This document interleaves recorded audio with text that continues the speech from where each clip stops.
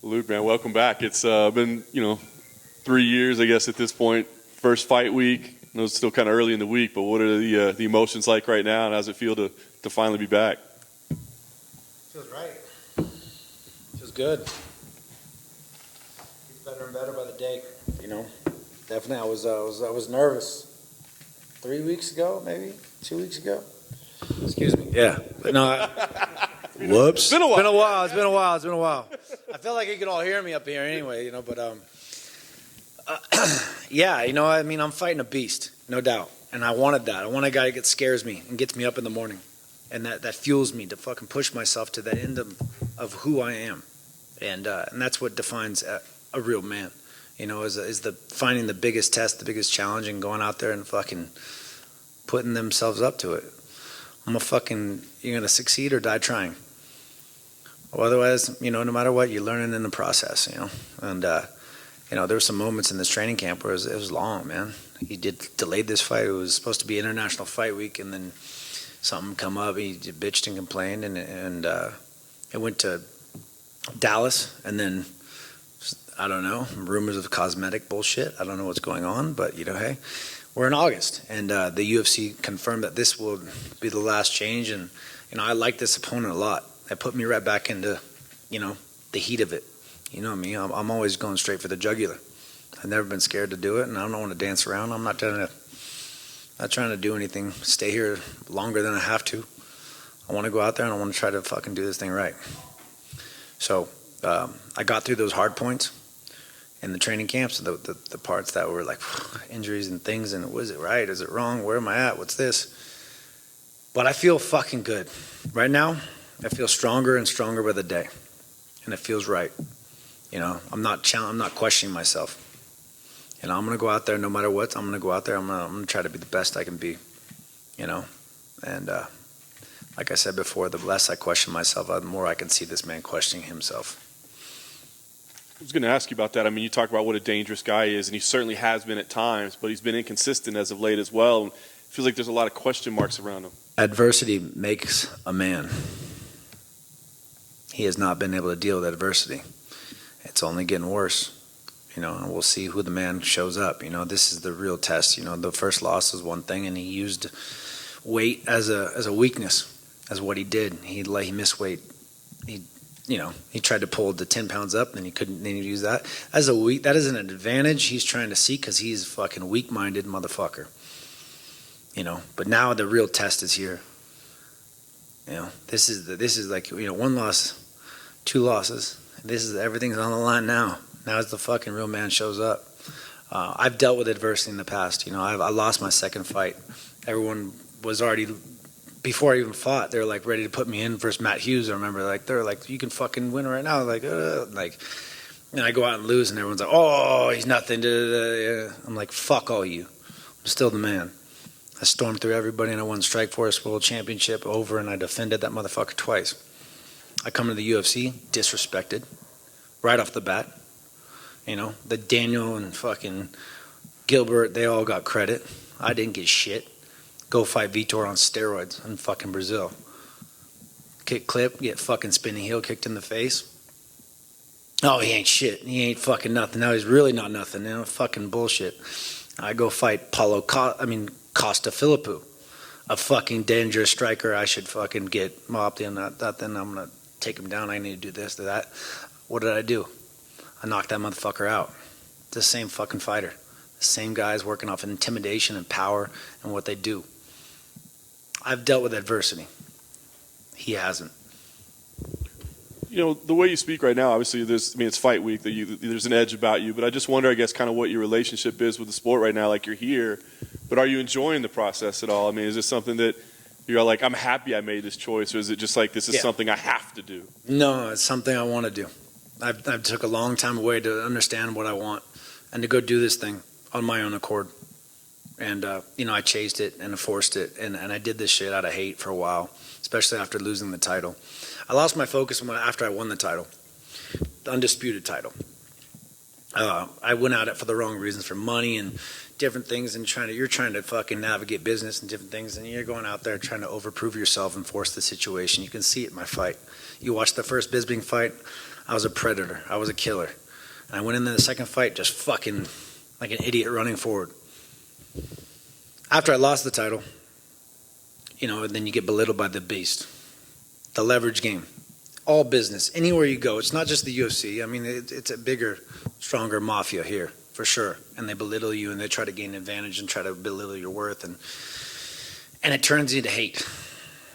And you start fighting out of hate to prove yourself, to do this, to do that, and do it all for all the wrong reasons. Yeah. And I did that for a while. And injuries corrupt you too, of course. And they make you force the issue, and they compromise you, and they make you do different things. And I ran to Florida trying to figure it out, trying to force what's wrong, what's this, that's that. And you try to go, and you go in uncomfortable positions that's not you. And I was like, fuck. I lost my fucking love for the sport. And I got out of, going into 205 too, all these things, fighting Yoel and him missing weight and fucking, Yoel cheating son of a bitch and everything else he's doing too. The time away just gave me an understanding of learning about my body, really, learning what is health, and correcting everything. And that time I chose to go away and to live my life, because you get caught up in the beast that is the UFC, and you're always preparing for a fight, or you're recovering from a fight. There's a fight on the horizon. You can't go here. You can't go there. You can't go with your friends, your family. You can't do all this shit in life.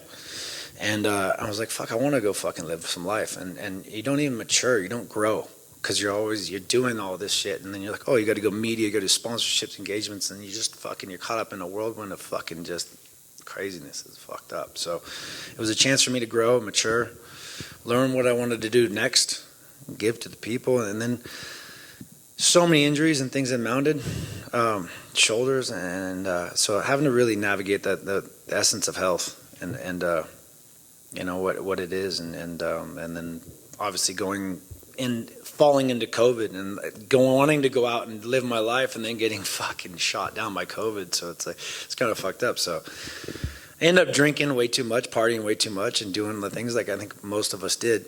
Went off the fucking deep end, and I'm fucking living life and doing things. And then a lot of bad things happened in my life, and broke me down. And then I just kind of hit the wall, and I was like, I started to kind of train I started to train a bit, try to build it back, but I was still partying on the weekends and doing things. And you can't really build my body back to a place where I was like, okay, I could fight.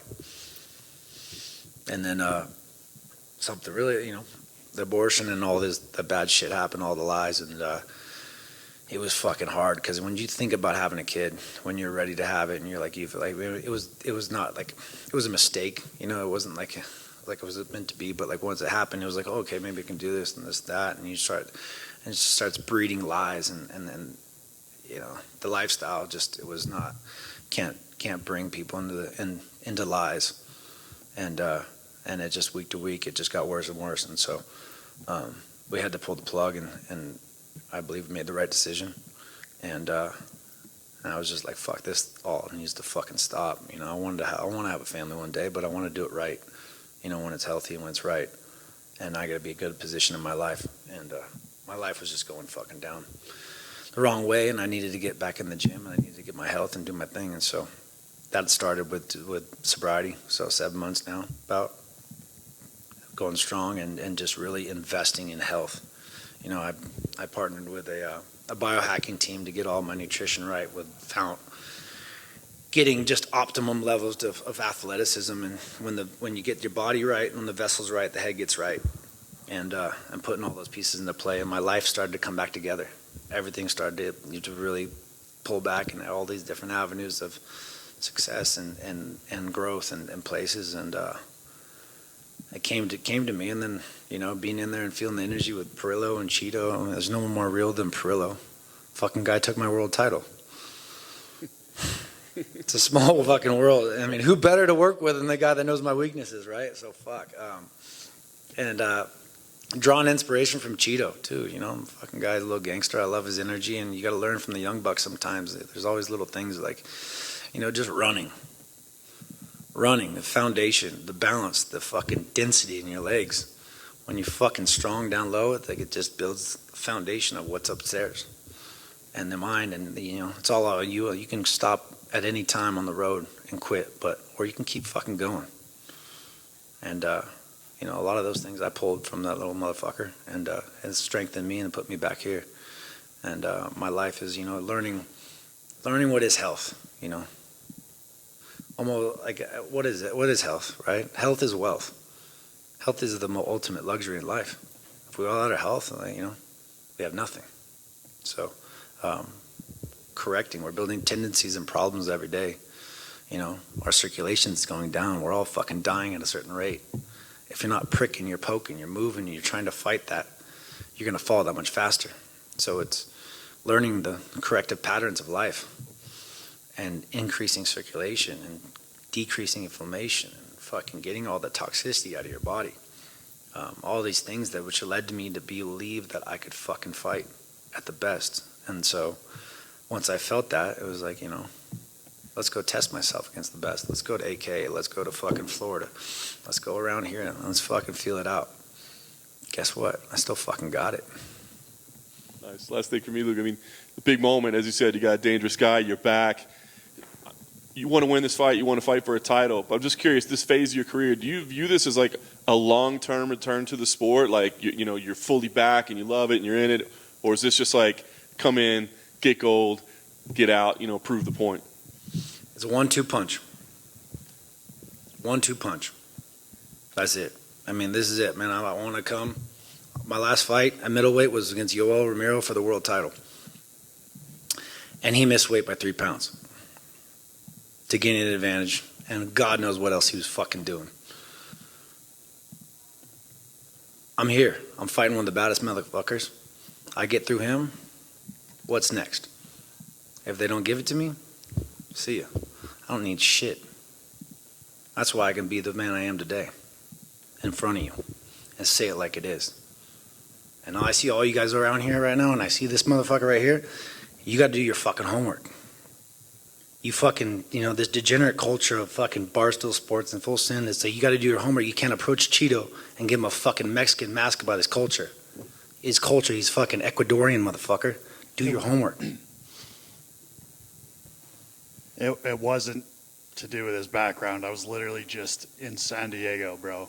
No, like, but you gave him a Mexican mask and you said, this is your culture. Like you're wrestling. You said something along those lines. I said it was a disrespect. It was a disrespect to him and where he's from. So just, it's about being a reporter. It's about doing your homework and really understanding what you. I know you guys got carte blanche because Dana's fucking partner with you guys right now, but fucking do your fucking homework and grow a better culture. So Jason, Stop giving bad culture to kids. Jason House is his manager, who's a friend of mine. I had texted Jason before I did the interview. I said, hey, Jason, I went out, I picked up this thing from the market. Nothing to do with Cheeto's culture. It was just something interesting. You related it to him being a Mexican. No, I didn't. When did I call That's him? how he took it. That's Mexican culture. But when did I call him Mexican in the interview? Anyways, I worked it out with Jason. I know. I'm just saying, just do your homework before you get there. And it's just creating better culture, man. That's what it comes down to. I get you, bro. But like I said, it was no. I understand. But I'm just saying. I got Just you. for future reference. Have you watched any of our other interviews? No, I don't. All right, man. Appreciate you. Luke, And I don't you either. It's all good. Luke, down here to your left. Over the past few weeks, you've been very vocal about fighter pay. Do you worry that maybe the promotion will sort of be rooting against you if you continue to talk out about that subject? Root against me for what? What are they going to do? I mean, root against me, go for it. Do your thing, dude. I'm here to fight. I'm not saying anything that's not real. Everything I'm saying is justified and truthful. Just because like I should be in a position of power before I say this shit, fuck off. I got nothing to lose. I don't need this business. It's just like, you know, I love fighting. And I'm here to fight the best motherfuckers, and this happens to be the place where it's done. You know? The company is fucking growing, and they're implementing other little stupid-ass bonuses. $5,000 here, $5,000 there. $50,000, man. We've been stuck on this motherfucker for fucking 20 fucking years. I mean, back when GSP fought Jake, what is it, 100,000? Fucking, there was growing. There was when Lorenzo and Frank were running the show, there was real grounding wires. These guys don't know what they're doing. They're letting Dana just run the show and suppress the sport. They need to grow. This whole fucking thing needs to grow together. Our lives are on the fucking line. Healthcare needs to be taken care of. Our fucking health needs to be taken care of. Mine has not been taken care of. You know what I mean? It's like there's a lot of things need to fucking change. It's like I'm just not gonna be scared to say it. Everyone wants to fucking because they want to get that title shot. They want to move up, and I've fucking done it all. And then it's like, yeah, this is business. Every business is like this. It's about leverage. It's a game of leverage in life, and it's about fucking always keeping the upper hand. It's not just here. It's everywhere.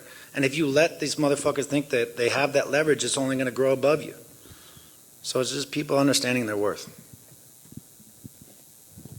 Luke, how would you advise another fighter to understand that worth right here? Fucking leverage yourself outside the game. You know what I mean? As much as I dislike, like, you know, like what I've done, I mean, I've been fucking very much in the fucking bad world, but you know, and as much as I dislike where these guys are going and what they represent, like the fucking Sean O'Malley's and the Patties, these fucking guys have leveraged the game. They know what's going on, and they have the power. I'd like to see it be done differently. Whatever, you know, fucking respect to them for understanding that and taking the time away. The Patty kid seems to have good. I mean, they're both not dumb at all. They both are doing their thing, but you know, I'd just like to see a better culture grow. And when you say your health hasn't been taken care of, can you elaborate on that? I don't need to. I mean, it's just things should be easier. You know what I mean? The insurance should be fucking year round. It shouldn't be these, like, you know, it's like there should be real health. You know, the giant is growing, and it's like there's one thing that should be fucking paramount is our fighters' health. You know, and it's like all these things get played, and it's like we should have fucking health in every facet. You know, so we don't have to worry about shit. Because it's fucking our lives and our bodies are on the line every fucking time we step into that cage. And if we're not fucking protected, it's like, fuck, come on. Wake up. Agreed. And last thing, to bring it back to the fight, you said Paulo's weak-minded. It's been 3 years today since he won a fight, and that was a very close one against the OL. Is it important for you in this fight to try to take that confidence, whatever he may have, away early in this fight? Yeah, 100%. You saw the recipe with what Israel did. You know, it's not forcing the issue though. It's like I've done in the past, is trying to like the false sense of confidence, like you know, trying to intimidate right off the bat. It's kind of what you know, Dominic Cruz went in right off the bat. He tried to come off, and it's not him. It was showed weakness, you know, and Cheeto was, you know, was in his head already. So it's like, you know, you're assessing and attacking at the right time, but you got to show that man that you're the bigger man, you know. Like I said, adversity, he does not know how to deal with it. And if you intimidate, he's a man that fights off emotion and intimidation. And if you give him that, he's going to run with it. But yeah, I'm a dangerous striker from the outside. He's got to cross that line. He's got to get to the inside. He's got to get at me. And with that being said, if you cross that line, you misstep, you slip, you fall. Wrestling and grappling and all these things, that there's a big fucking gap between me and him. And if he makes that step, this game is over. This fight is fucking over. And so, you know, making him fucking know that there's weapons on the outside, and that any time he fucking makes a mistake, there's going to be weapons on the inside. And that's natural for you, right? Like you, to this, unlike Dominic, who maybe you kind of referenced, maybe forced it a bit, you still have the record for most first round finishes in UFC Strikeforce history. So that just is natural for you, right? Yeah. No, it comes. You know, it comes when I naturally let it come, for sure. Real quick over here, I just think it's super interesting that you've been using mushrooms and marijuana while you're training. Can you talk about how that's helped?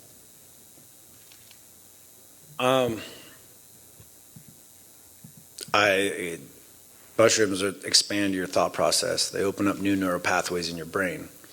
Alcohol shuts your brain down. It closes it, puts holes in your fucking brain. Meek Mill put up a tweet a couple days ago. Read it. Fucking, I was happier. I was smarter. I was fucking, you know, it's like you're late to the party, buddy. Yeah. Everything is a medicine until it's a poison too. Of course, everything can be abused and used in the wrong setting and the route, party atmosphere, all these things, But if you're doing it right and channeling and giving yourself perspective in life, the whole psychedelic community, the whole Timothy Leary project, Stanislav Grof, the world put out some fucking false studies because Big Pharma, there's no money in fucking curing people. It's about suppressing people. And people need to wake up. Now it's like Big Pharma's getting their hands in on fucking mushrooms, and then they're gonna when they know that they've got the fucking market cornered, they're gonna allow the world and the public, because the world believes what the government fucking tells them. So, What gave you the idea to use it though for training? I mean, I've been playing with it since high school. Right. I'm from Santa Cruz, dude. Thanks. I'm fucking smoking bong hits and fucking. Yeah. But it's like life is it's a balance. As your body chemistry changes as you grow older and where you're at in stages, and so it's like you re-implement and implement, and so it's like different types of the game and how you use it. It all matters.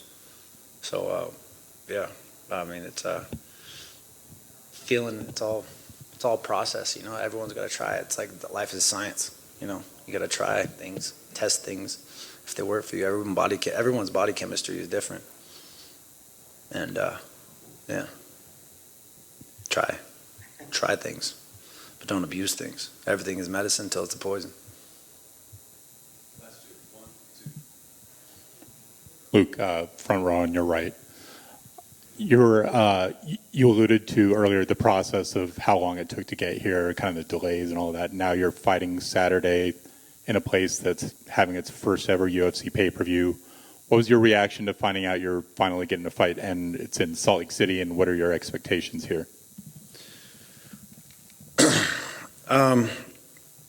Yeah, I mean it's I'm up at Park City, so it's fucking high. It's fucking hot. I'm excited to come here, man. It's a beautiful place and a long journey to be here. Like I said, I've put everything in life into play, and I feel like I've already won making it back here, and I got nothing to lose. That makes me very fucking dangerous. And then people like I had DC and RC, they asked me, RC would have said, if you want this and you don't need this, like what's gonna like get you up, in the fight when you get hurt, if you get knocked down? It's like, have you ever seen me fucking quit? I've never had a fucking kids and things. I'm a fucking man, and I'm going against another man who's trying to take my fucking soul. Say I've been caught, I've lost fights, but I've never fucking quit. No one has outbested me, and I'm excited to go out there and fucking fight and just put it on the fucking line. Paulo, he's a fucking quitter. And just as a quick follow-up to that, Utah's a place that used to be kind of a hotbed for producing MMA talent, sending guys to the UFC.